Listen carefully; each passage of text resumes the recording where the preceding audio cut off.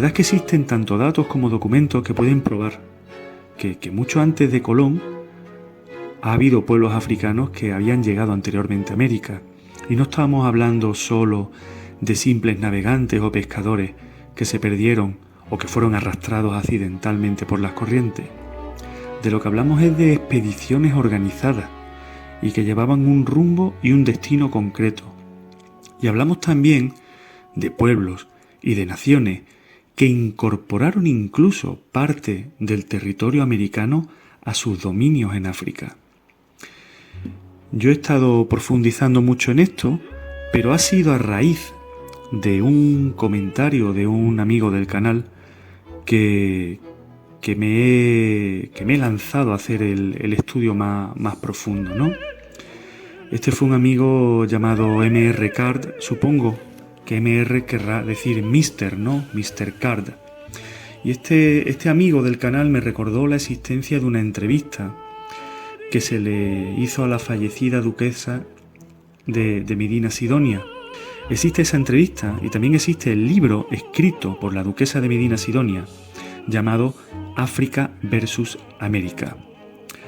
El comentario que hizo nuestro amigo en el canal Foro de Historia fue el siguiente. Me decía: un saludo, le paso este dato. La duquesa de Sidonia tiene una entrevista que se puede buscar en la web. También ella escribió un libro que se titula África versus América. En la entrevista deja muy en claro que América comerciaba desde mucho antes que fuese descubierta por Colón. Este libro se lo recomiendo, ya que tiene datos que pueden arrojar más luz sobre nuestra historia falsificada. Gracias por este esfuerzo de difundir las inconsistencias de la mal llamada historia oficial. Le vendría bien llamarlos los cuentos de la historia oficial. Excelente trabajo, éxitos. Bueno, pues yo desde aquí mando un saludo a este amigo nuestro, a este amigo del canal, y también le mando mi agradecimiento tanto por la propuesta que nos ha hecho como por la valoración tan positiva que hace de Foro de Historia. Yo ya tenía conocimiento del ingente trabajo de recuperación de nuestra historia que realizó la duquesa de Medina Sidonia, doña Luisa Álvarez de Toledo, la que se conoció como la Duquesa Roja, muchos lo saben, y que fue una persona que siempre fue muy querida en nuestra tierra andaluza. Por lo que yo agradezco mucho a nuestro amigo que nos recordase tan importante labor. Y a raíz de la lectura de África versus América, yo he ido profundizando y hallando otros documentos también importantes para este audio que estoy preparando, los cuales iré mencionando a medida que vayan surgiendo. Y bueno, antes de entrar en materia, espero que os guste este material. Me gustaría mostrar un esbozo general de las conclusiones a las que he llegado, que se resumen de la siguiente manera. Primero, puede que los cartagineses navegasen, primero por accidente y luego de forma organizada, a las costas al otro lado del Océano Atlántico, y que llegasen a establecer colonias en aquellas mismas costas, especialmente tras ser derrotados por Roma. Segundo, puede que este contacto entre el norte de África y las costas de América se mantuviese desde entonces, incluyendo las expediciones organizadas por el Imperio de Malí a principios del siglo XIV. Luego hablaremos de este imperio a fondo y quizá descubramos alguna cosa interesante para muchas personas. Tercero, parece que hasta el siglo XVI había poblaciones norteafricanas en muchos puntos de la costa este de América, que debían obediencia, atención, al rey de Fez y Marruecos, y que ni españoles ni portugueses tenían el total control de las costas ni del océano, que estaba en disputa también con el reino de Marruecos. Y cuarto, es altamente probable que la presencia de gentes de raza negra en América no se deba tanto al traslado forzoso de esclavos desde África, sino al traslado voluntario de colonos africanos durante cientos, si no miles de años. Los cartagineses en América. Leo un texto. Después de haber salido por el estrecho de Gibraltar hacia el mar Atlántico, se dice que se halló por los cartagineses mercaderes una gran isla, que nunca había sido descubierta ni habitada, muy remota e apartada de la tierra firme de África e por muchos días de navegación, a la cual llegaron algunos mercaderes de Cartago. Comenzaron allí a poblar e se prohibió publicarlo por miedo a que se formase una gran nación. Bueno, muchos habrán notado que se utiliza un castellano un poquito antiguo, con ese E apartada de la tierra firme, ¿eh? Ese E. Pues bien, este extracto que acabo de presentar pertenece, según Luisa Álvarez de Toledo, a una mención que hace al autor del siglo XVI, Fernández de Oviedo, porque éste comentó que el propio Aristóteles dijo que los cartagineses habían navegado mucho más allá de las columnas de Hércules. Bien, pues esta no es una fuente primaria, podríamos decir, porque es lo que la duquesa dijo, que Fernández de Oviedo dijo, que Aristóteles dijo, por lo tanto no es una fuente en absoluto primaria. Así que yo busqué más información al respecto y hallé primero la obra del propio Fernández de Oviedo, que se llama Historia General y Natural de las Indias, Islas y Tierra Firme del Mar Océano. Vale, esa es la obra de la cual se extrae este texto que antes leí. Pero también encontré un documento de Juan Francisco Maura, un señor que es profesor de la Universidad de Vermont, en los Estados Unidos. Un libro que se llama Cartagineses en América, según los cronistas españoles de los siglos XVI y XVII.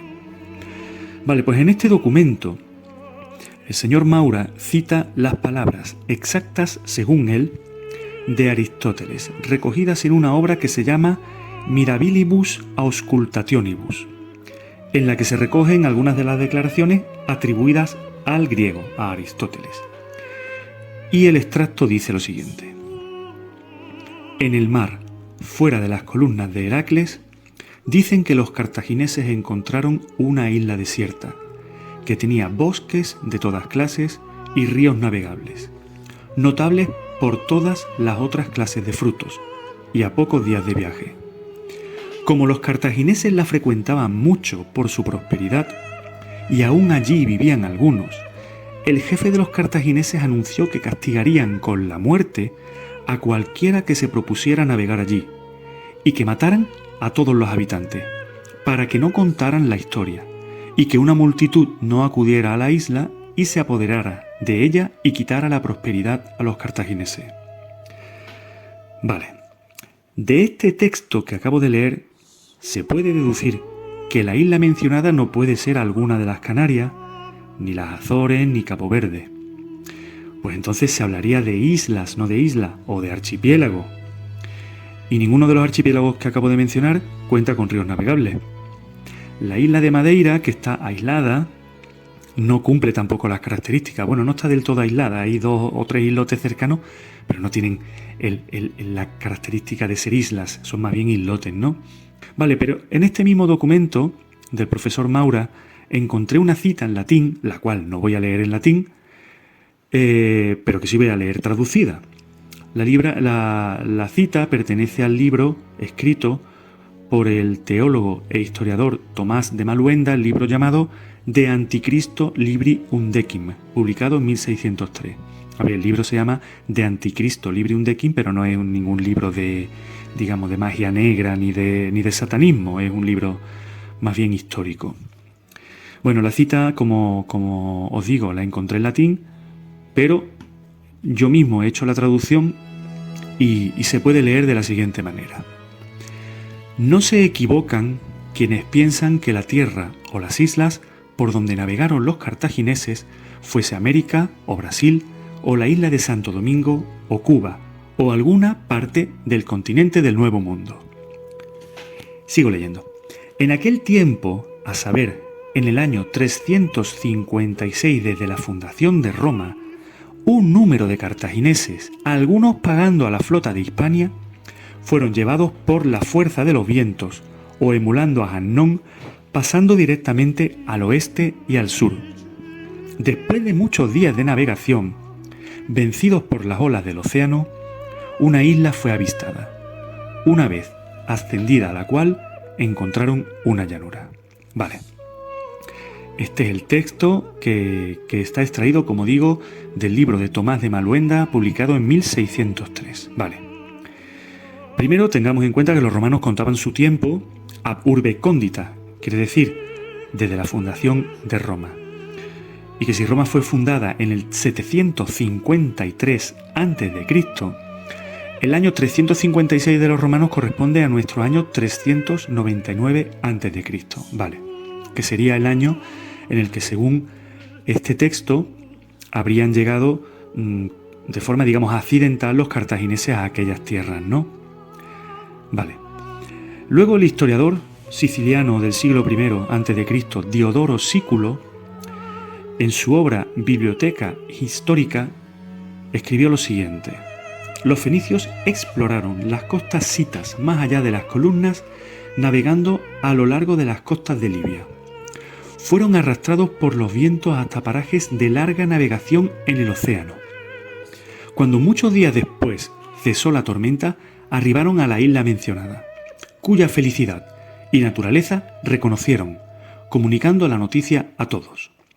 Y continúa el texto diciendo: por esto los etruscos, que entonces poseían el dominio del mar, proyectaron enviar allí una colonia. Pero los cartagineses se lo impidieron, pues temían que, a causa de las excelencias de la isla, muchos cartagineses se estableciesen en ella. Al mismo tiempo querían reservarse un refugio para el caso de un revés de fortuna, si sobrevenía algún acontecimiento ruinoso para Cartago, ya que dueños del mar podrían huir con sus familias a dicha isla ignorada de sus vencedores. Bueno, pues encontramos en este texto que acabo de leer varios puntos muy sugerentes. Primero, entendemos que cuando el autor dice costas de Libia más allá de las columnas de Hércules, pues está confundiendo la región de Libia con la de Mauritania. La verdad es que era un error muy común entre los escritores, tanto antiguos como medievales, confundir distintas zonas de África, ¿no? Bueno, pues nosotros entendemos que está hablando de la costa de Mauritania porque es a partir de esas costas desde donde los vientos alisios pueden llevar fácilmente a las naves desde la costa africana hasta América, concretamente al norte de Brasil. También entendemos que como no se había realizado una exploración más exhaustiva, pues habrían entendido que llegaron a una isla, no a un continente. Vale. Se dice también que en aquella época los etruscos poseían el dominio del mar y que los cartagineses les impidieron fundar allí una colonia. Bueno, esta es la primera noticia que tengo yo de que los etruscos fueran un pueblo marinero poderoso. Y luego tenemos esa idea de que los cartagineses quisieran proteger tan celosamente su descubrimiento, ¿no? Y esto sugiere que no debía de tratarse de ningún pequeño archipiélago ni de ninguna isla aislada, ¿no? Seguramente no se trataría ni de lo que ahora conocemos como las Azores, Madeira, Cabo Verde, las Canarias, sino que debía de tratarse de una porción de tierra de considerable tamaño y bien dotada de recursos naturales, ya que se habían planteado los cartagineses la posibilidad de utilizarla como refugio en caso de que fuese necesario. Y la pregunta que me hago yo a este respecto es la siguiente: ¿acaso huyeron allí los cartagineses después de ser derrotados por Roma? Pues bien, si buscamos entre nuestras fuentes occidentales, entre nuestros textos grecorromanos, nuestros textos renacentistas, podemos encontrar algunos como el que hemos citado anteriormente, que habla de la llegada de los cartagineses a tierra más allá de las columnas de Hércules, en un año en torno al 399 a.C. Pero también hay otras fuentes nuestras que hablan del descubrimiento de pueblos de origen africano, tanto norteafricanos, de raza negra, como musulmanes, y que llegaron a las Indias occidentales antes que los españoles. Fueron allí descubiertos, de hecho, por los españoles y los portugueses. Lo cual quiere decir que entre 1492 y la época de la llegada de los cartagineses en el 399 a.C., tenemos ahí un periodo de más de 1900 años, pero que no está vacío. Buscando información, me encontré con un libro escrito en el año 1976 por un sociólogo guayanés. Si lo buscas en internet te dice que británico, pero este señor en realidad nació en la Guayana. Y bueno, parece mucho más guayanés que british. El señor se llamaba Iván van Sertima y su libro se titula Ellos vinieron antes que Colón. O sea, el título ya de entrada es muy clarificador, ¿no? Y este libro está muy bien documentado y presenta pruebas de la presencia de los pueblos africanos en América en la época precolombina. Y las pruebas que presentan son básicamente textuales, pero son muy, muy clarificadoras. En un capítulo de este libro que se llama La ruta secreta desde Guinea, se dice lo siguiente. Se comienza este capítulo con dos citas. La primera de ellas dice lo siguiente: y quiso Colón saber qué le habían dicho los indios de la Hispaniola, que habían venido a ella del sur y del sureste negros, que traían aquellas puntas de lanza hechas de un metal que llaman guanín, de que había mandado al rey y a la reina para que las probaran, y se halló que tenía 32 partes, 18 de oro, 6 de plata y 8 de cobre.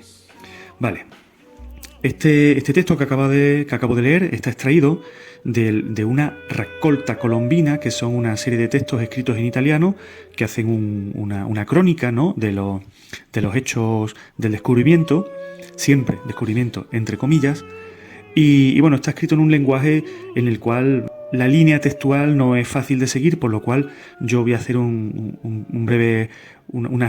aclaraciones del mismo. Lo que viene a decir el texto es que, estando Colón en la Hispaniola, le llegaron unos negros que traían unas puntas de lanza que estaban hechas de un metal al que llamaban guanín, y que ese metal, por llamarle la atención a Colón, esas puntas de lanza se llevaron a Castilla y se analizarían, pues no sé, con los métodos de análisis metalúrgico que tendrían en la época, ¿no? Y se descubrió que de 32 partes, 18 eran de oro, 6 eran de plata y 8 eran de cobre. Vale. Luego continúa el libro de este señor, de Van Sertima, continúa con otro texto que viene a ser una especie de continuación del anterior. Lo que pasa es que este es de otro libro. Y el texto dice lo siguiente: las guaninas africanas eran aleaciones de oro que contenían cobre por su olor, pues parece que a los negros les gusta oler su riqueza. Las guaninas traídas a casa por Colón se analizaron en España y se encontró que contenían la misma proporción de aleación que las de la Guinea africana.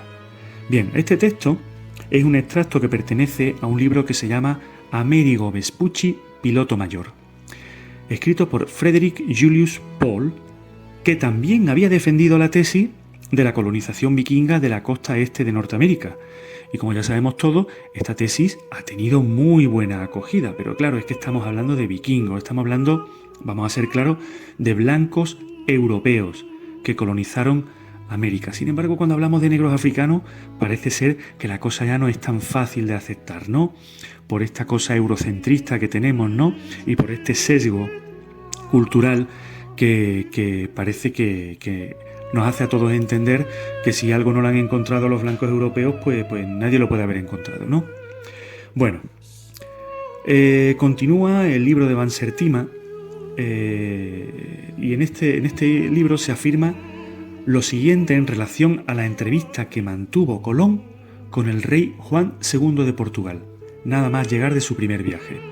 Sabemos que Colón terminó su primer viaje en Lisboa, algo que sorprende mucho. Y vamos a ver la relación que tiene de la llegada de Colón a Lisboa con todo este tema de la posible colonización africana de América antes de la llegada de los, entre comillas, descubridores.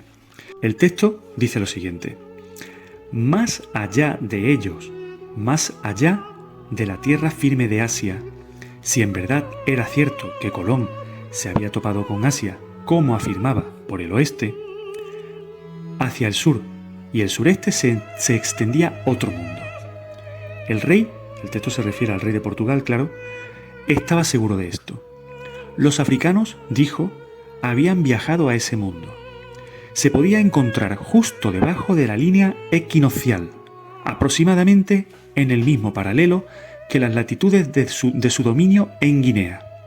De hecho, se habían encontrado barcos que partían de Guinea y navegaban hacia el oeste con mercancías. Vale, aquí es curioso que llegase Colón a Lisboa y no a uno de los puertos de España, porque él había salido de un puerto español financiado por la corte española, pero curiosamente termina en Lisboa. Se habla de que había habido una tormenta y que se había visto obligado a terminar su viaje allí, pero bueno. Es curioso que de esta misma entrevista surgió luego la propuesta que Colón hizo a los reyes católicos, a instancias precisamente del rey de Portugal, y que luego se plasmó en el Tratado de Tordesillas, que como ya sabemos, dividió los derechos sobre las futuras tierras descubiertas a partir de una línea trazada de polo a polo, como sabemos, y esa línea se situó a 370 leguas al oeste de las islas de Cabo Verde. Y tomando como referencia esa línea, las tierras al oeste de ella serían derecho de España y las que se situaban a su este serían derecho de Portugal. Sin embargo, este Tratado de Tordesillas tenía que ser leído entre líneas, pues parece que escondía más de un truco. Aunque Juan II, al igual que su antecesor, había sido tacaño y muy lento a la hora de financiar el viaje de Colón, de hecho no llegó a financiarlo, en cuanto Colón llegó con pruebas, el rey portugués se apresuró a asegurarse una parte del pastel. Y es que este rey contaba con información privilegiada, porque no eran pocas las historias que circulaban por sus dominios africanos de viajes que ya habían realizado tanto negros como musulmanes, dejándose llevar por las suaves corrientes que llevaban las naves, literalmente en volanda, mar adentro hacia el suroeste, vete a saber dónde. Entonces lo que antes habían sido cuentos y leyendas para los portugueses, ahora se confirmaban, gracias al viaje de Colón. Pero a pesar de ello, estas hazañas africanas no pasaron a los libros de historia. Y bueno, también sabemos que uno de los hermanos de Cristóbal, su hermano llamado Bartolomé Colón, había sido cartógrafo en Lisboa. Y allí supo también de las historias que contaban quienes regresaban, como decían ellos mismos, de otro mundo. El descubrimiento de aquellas lanzas, que eran evidentemente africanas para Colón, avivó aún más su interés por aquel posible atajo del que hablaba el rey de Portugal. También tenemos la curiosa anécdota de que un joyero de aquella época, un señor llamado Jaime Ferrer, que había realizado numerosos viajes por África y que también este señor había encabezado del lado de España la comisión que fijaba la línea en Tordesillas, pues este señor escribió cartas a Isabel y la animaba a que se pusiera en contacto con Colón y que lo animara a él contándole lo siguiente, y leo palabras textuales. Dentro de las regiones equinocciales hay cosas grandes y preciosas, como piedras finas y oro y especias y drogas. Los habitantes son negros o leonados. Atención, dice negros o leonados. Cuando su señoría, y aquí se refiere a Colón, encuentre un pueblo así, no faltará una abundancia de dichas cosas.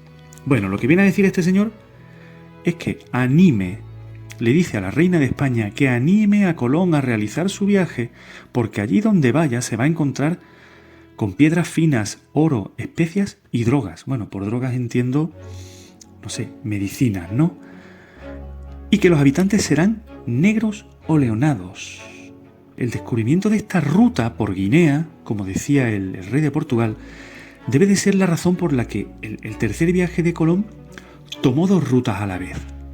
Esto no se sabe mucho, pero es que Colón zarpó con 6 navíos el 30 de mayo de 1498 para realizar su tercer viaje.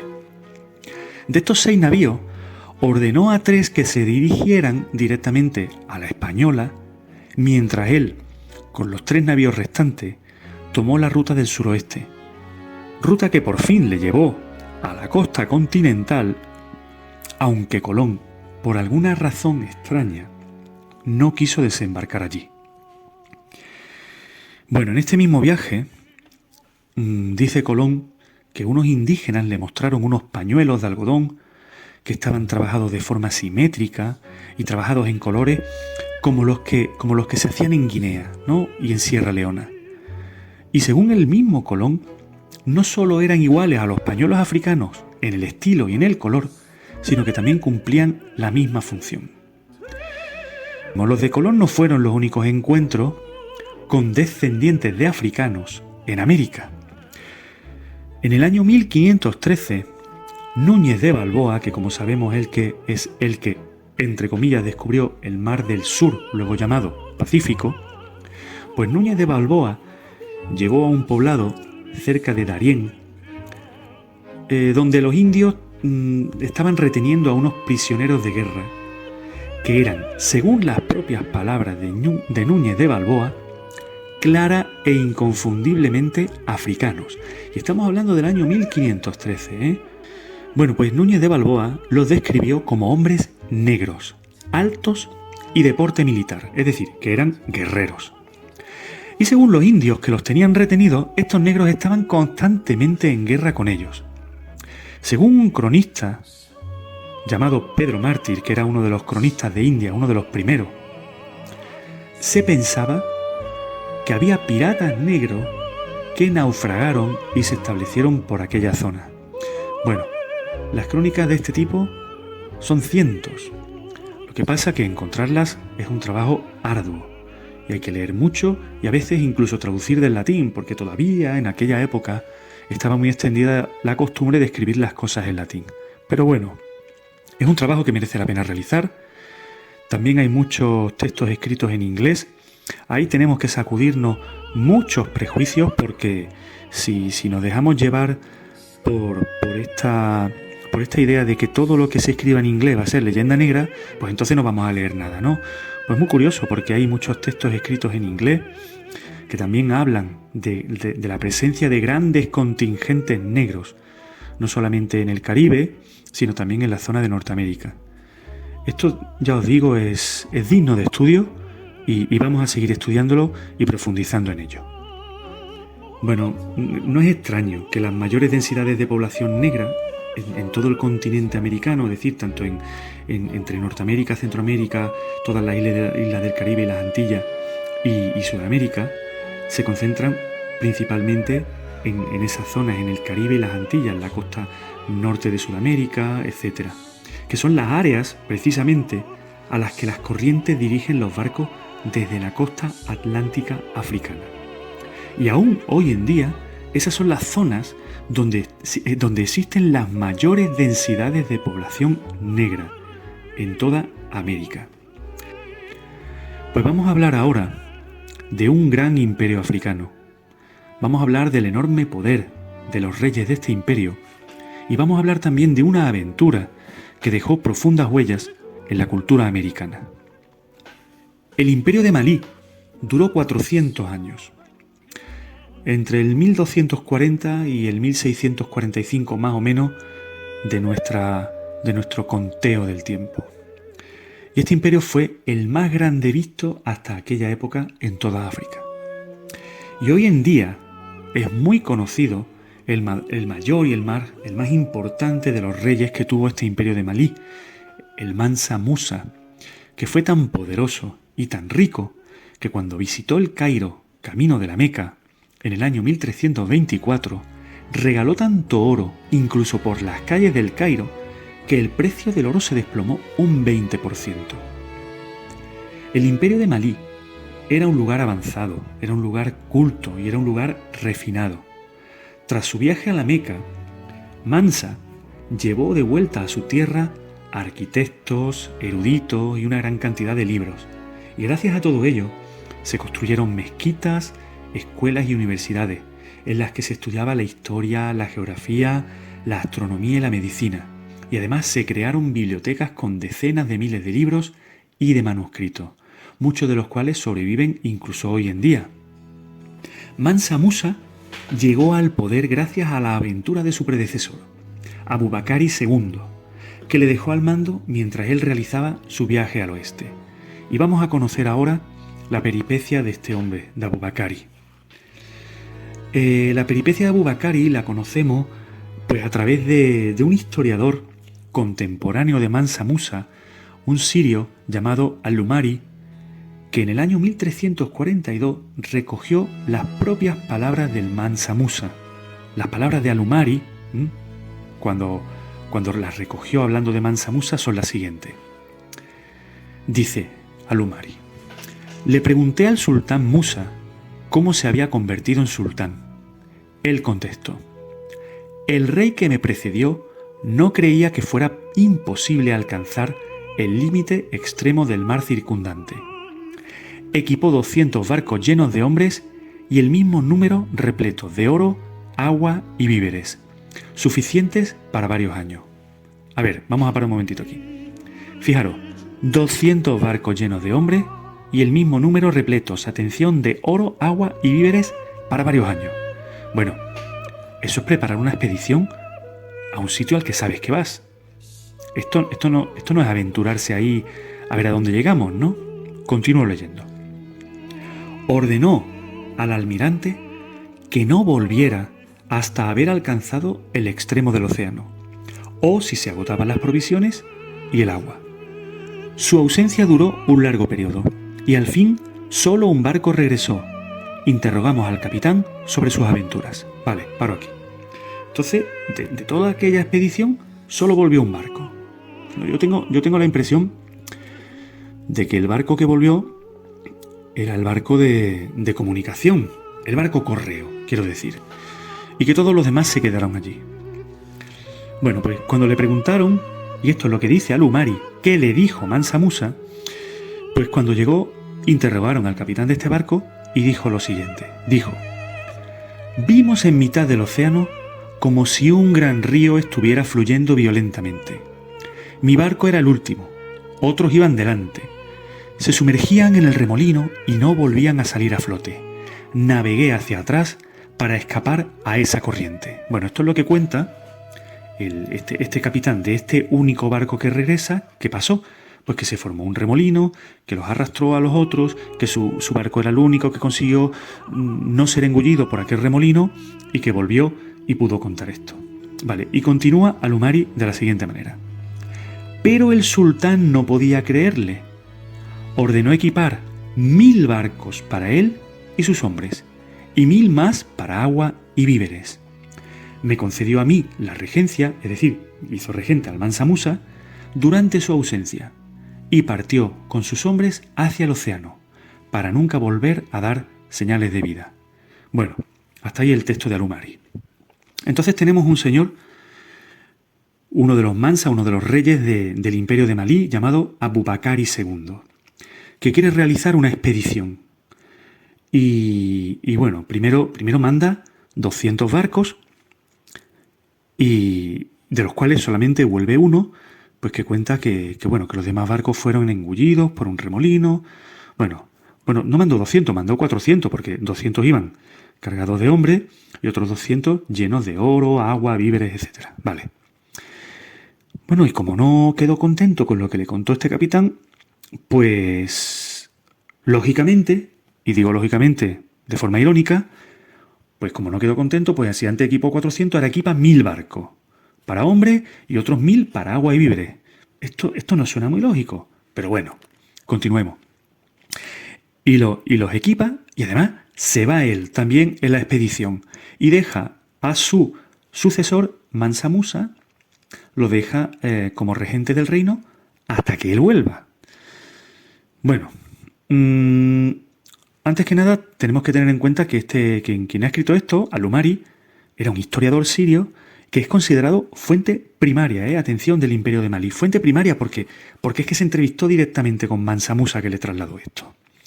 Y según este relato, en las propias palabras del propio Mansa Musa, ya no se volvió a saber de Abu Bakari.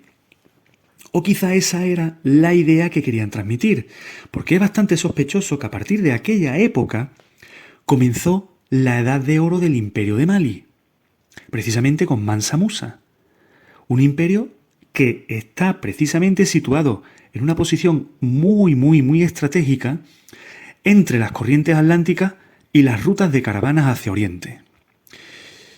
Esto pueden ser especulaciones, pero lo que no es desde luego ninguna especulación es que también precisamente en la misma época en que se perdieron las naves de Abu Bakari en su viaje atlántico, comienza también una época de esplendor y de renovado desarrollo en las zonas de América a donde llevan estas corrientes, y especialmente en México y en el Caribe. Entonces vuelvo a leer un extracto del guayanés Vansertima al respecto, que dice lo siguiente. Aproximadamente al mismo tiempo, se refiere al tiempo justo posterior al viaje de Abu Bakari II, la evidencia del contacto entre los africanos occidentales y los mexicanos aparece en los estratos de América en una abrumadora combinación de artefactos y paralelos culturales. Atención, paralelos culturales. Y habla de algunos de ellos. Vansertima dice: una figura de pelo negro, barba negra y túnica blanca, una de las representaciones de Quetzalcóatl, modelada sobre un forastero de piel oscura, aparece en pinturas del Valle de México.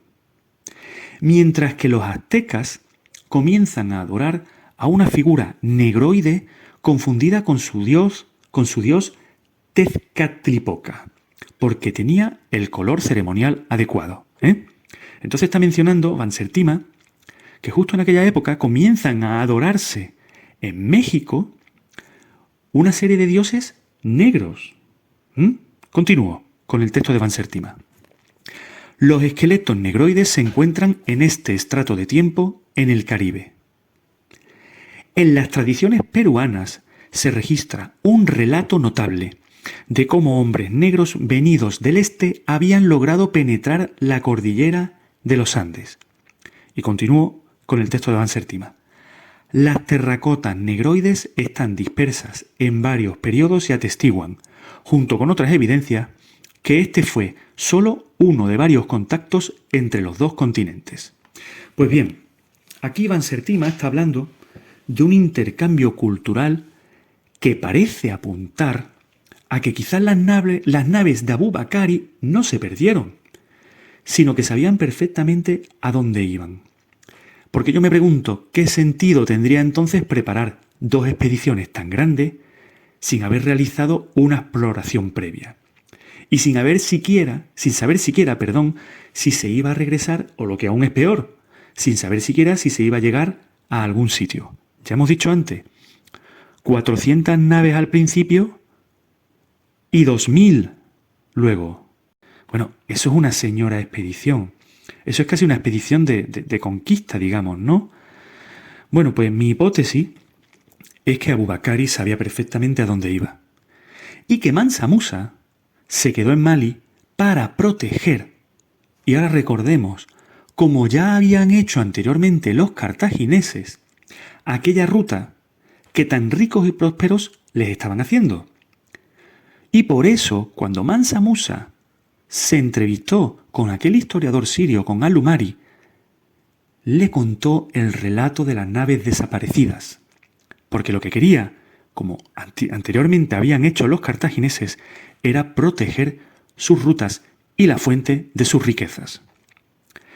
Bien, en los últimos años yo he encontrado por muchos sitios referencias a la presencia de colonias musulmanas en América desde mucho antes de la llegada de Colón.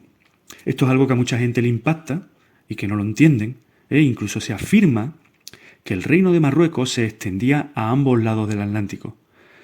Pero ninguna de las dos afirmaciones la he encontrado acompañada de pruebas o documentos que pudieran atestiguarlas. Hasta ahora, quiero decir.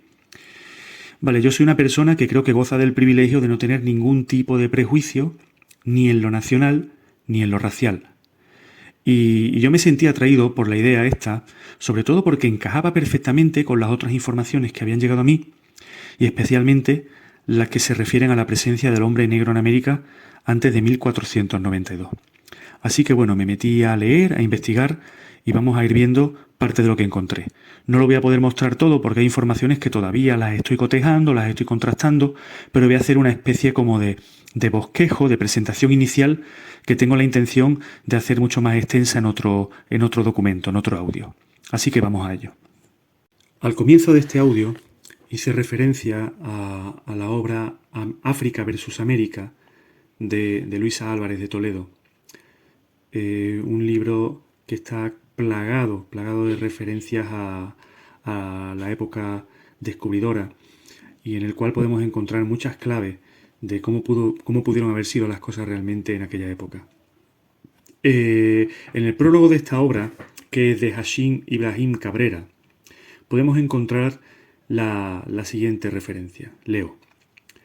Esgrimiendo por pretexto la sustitución de topónimos que acompañó a la conquista, el emperador, se entiende que el emperador sería Carlos V, ¿no?, ordenó en 1536 secuestro general de cartas de marear, mapas y croquis, de propiedad pública o privada.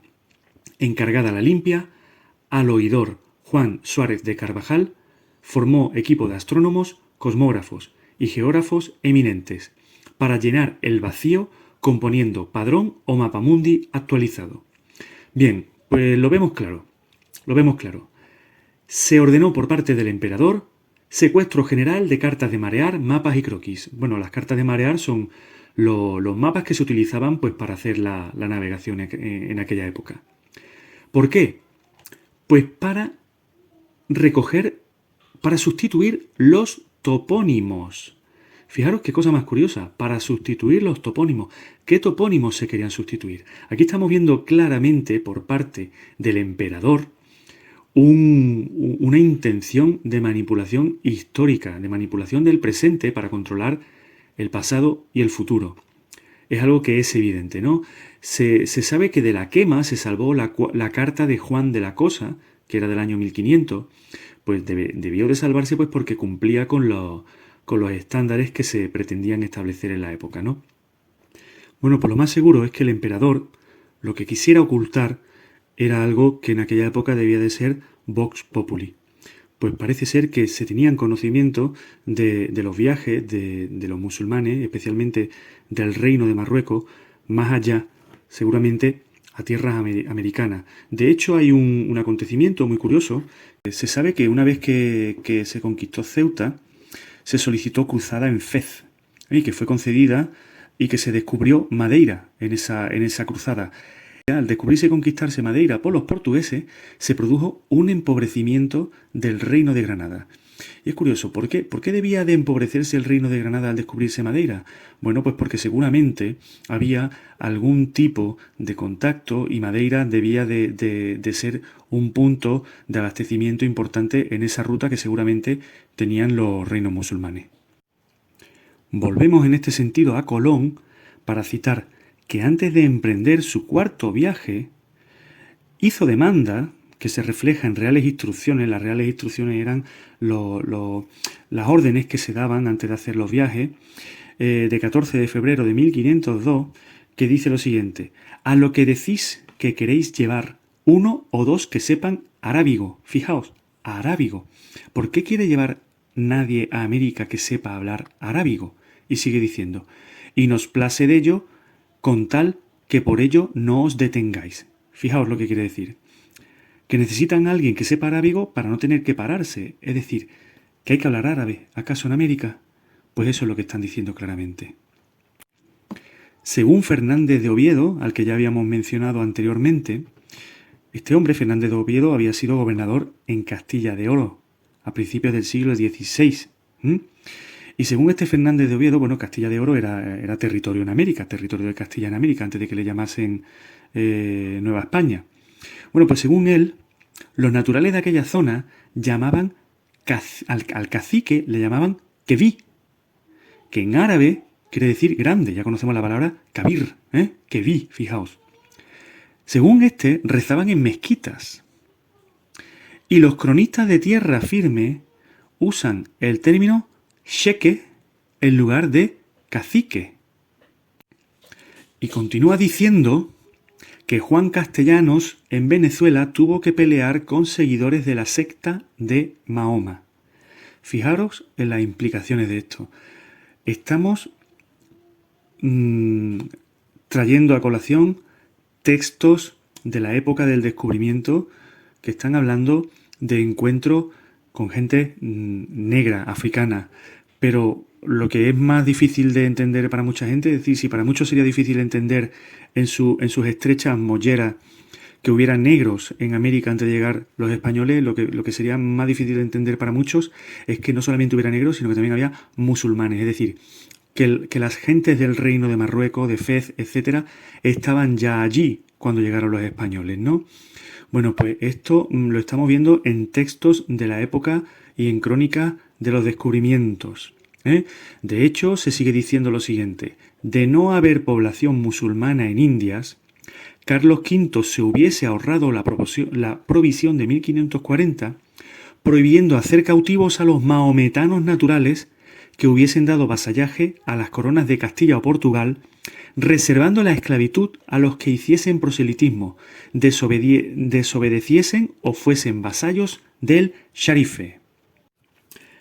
Esto lo que quiere decir es que no tendría que haber hecho Carlos V esta provisión que prohíbe cautivar a los mahometanos naturales si no hubiese allí mahometanos.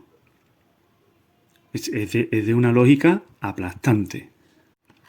Y ahora de los tiempos de Carlos V saltamos a los tiempos de Felipe II, en concreto al año 1579. Recordad que dijimos al principio que incluso avanzado el siglo XVI, ni los españoles ni los portugueses tenían el control total ni de las costas ni del océano. Entonces se da una anécdota muy curiosa porque hubo unos pescadores de Huelva que tuvieron que pedirle al rey Felipe II que dejase de darles merced de pescar en aquellas costas hasta que no fuesen realmente suyas, porque corrían peligro de ser encarcelados por el sharife, sí, el sharif, que es una palabra árabe, si no pagaban la renta o la multa que tuvieran que pagar por estar pescando en sus aguas. Y estamos hablando del año 1579, en el cual todavía no tenían los españoles ni los portugueses el total control de las costas, porque había zonas donde no se podía pescar porque estaban bajo el dominio del rey de Marruecos. Bueno, y además de todo esto, tenemos otra anécdota de Pizarro, en la cual cuando él pasó por el cabo de la Galera, se topó con una embarcación similar a la zabra. La zabra es un tipo de barco árabe, que con un casco formado por maderos gruesos, según sus propias palabras, reatados fuertemente con sogas de henequén. Y esta embarcación tenía alcázar, retrete, timón, velas y jarcias, llevando por anclas piedras grandes como de barbero, a la manera fenicia. Bueno, tenemos aquí que Pizarro está describiendo que unos indígenas tienen un tipo de embarcación similar a un tipo de embarcación musulmana, la zabra. Y continúa diciendo: procedente de comarca situada a 4 jornadas, los pasajeros que viajaban con sus familias eran mercaderes y se parecían a los berberiscos. A los berberiscos, y estamos en América. Dice: los hombres vestían camisa y las mujeres enaguas, llevando mantas echadas debajo del brazo a la manera de las moras. Y estos son palabras del propio Pizarro. Bueno, pues yo pienso que con estas evidencias, con estos textos y estos relatos de los propios, entre comillas, descubridores, que eran más bien unos conquistadores, que sabían perfectamente a dónde iban y además sabían a quién le iban a arrebatar aquellos territorios, pues teniendo en cuenta todo esto, yo creo que hay que sacudirse muchas ideas preconcebidas, ¿no? Actualmente todavía a mí me llama la atención que haya personas que están haciendo hoy en día lo mismo que se ha venido haciendo en la historia durante siglos. Es decir, tergiversar y manipular basándose en ciertas superioridades raciales, religiosas o políticas. O lo que es peor, nacionales. A estas alturas deberíamos habernos ya sacudido todo esto y darle mucho más valor a la verdad. No quedarnos en simplemente tener la razón. no basta con demostrar mi versión de los hechos, porque si te pones puedes demostrar cualquier versión de los hechos, pero la que siempre debería prevalecer es la verdad, independientemente de qué versión te conviene más o qué versión te conviene menos. Hoy en día en España es muy difícil que los españoles en su mayoría estén dispuestos a aceptar ciertas cosas. También es muy difícil que el hombre blanco, y vamos a hablar en estos términos, esté dispuesto a aceptar, sobre todo en los terrenos académicos, ciertas cosas.